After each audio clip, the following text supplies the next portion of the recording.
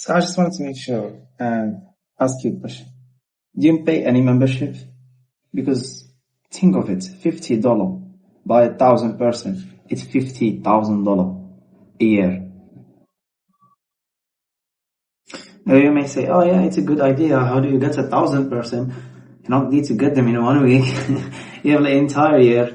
If you get 100 every month, that's 1,200. Because some people will drop out. They will not be paying every month. And you can start a free community on Skool, and people will discover you there. It's easy to get 100 person a month if you post social media videos.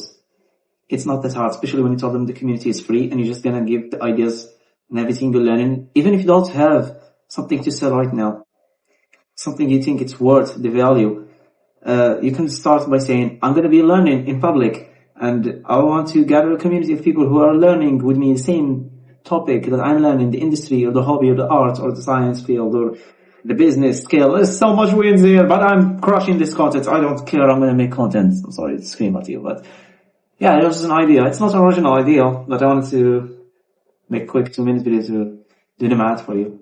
Maybe someone will like, oh yeah, I'm complicating it and that's the simple business I should do. Yeah, go. I don't have the link, so just search for it.